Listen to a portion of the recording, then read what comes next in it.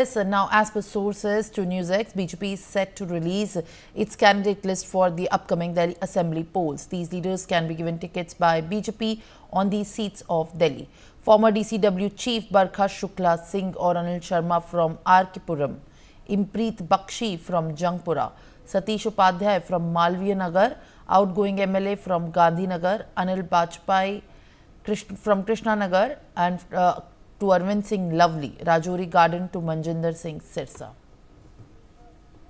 All right, Aditya Kumar joins me live on the broadcast. Aditya, now as per the speculations, there are possibilities that there are few leaders, in fact, who have been in the BJP for the previous polls when the Delhi Assembly polls were contested, and now there are talks that even Manjinder Singh Sirsa will be fielded from Rajouri, where Impreet Bakshi from Jangpura is likely to be given a ticket on the BJP for the upcoming Assembly polls.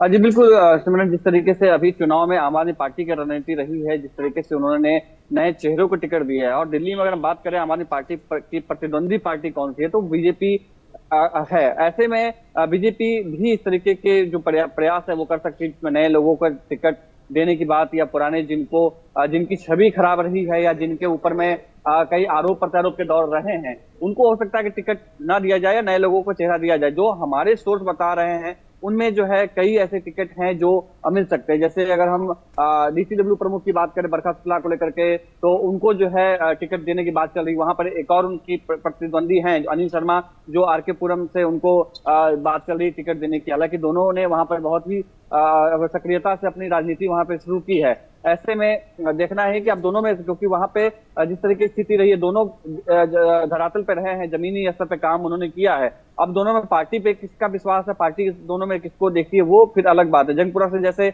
इमप्रीत Bakshi है या मालवीय नगर से सतीश उपाध्याय है, ये दोनों भी अपने आप में बहुत ही स्ट्रांग है। लेकिन फिर यहाँ पर फिर ये जातिगत जो समीकरण है या जो विकास के काम के आधार पर जो डिस्कशन किए जाते हैं कि आप टिकट कैसे मिलेंगे, उसके ऊपर में मिलने की बात है। वो पार्टी तय करेगी कि किस तरीके से टिकट दिए जाएंगे। गांधीनगर से जो अनिल वाजपेयी हैं, गांधीनगर का जो इलाका है वो पूर्वांचली वोट बैंक का इलाका पूरा है, तो हो सकता है कि वहां पर ऐसे लोगों को टिकट देने की बात हो जो पूर्वांचल के क्षेत्र से हो, या क्योंकि बीजेपी उसमें प्रयास कर सकती है, नहीं प्रयोग कर सकती है, क्योंकि पूरा इलाका वैसे ही लोगों का जो पूर्वांचली है और जो माइग्रेटेड है, तो वैसी स्थिति में वहां पर उनको देने की बात जो है वो आ रही। कृष्णा नगर से बात करें तो अरविंदर सिंह लवली को टिकट देने की बात जो है वो सामने आ रही है।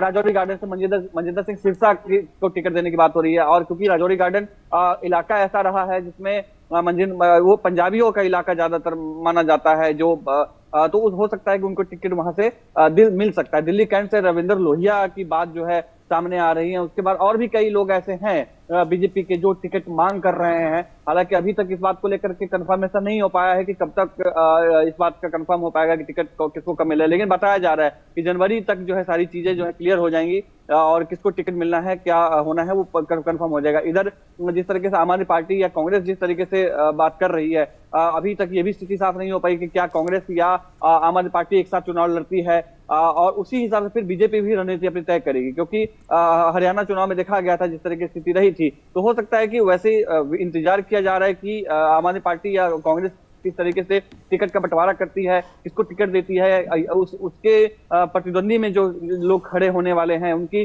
छवि कैसी, इन सबको देखते हुए बीजेपी हो सकता है। All right, Aditya, thank you for adding these details. Of course, we'll continue to get a close watch on who gets the ticket on the BJP's name from Delhi on different seats where in fact confirmation is not there, but in fact rumors arrive. Now, elevating the issue of opposing the EVMs in the national level, the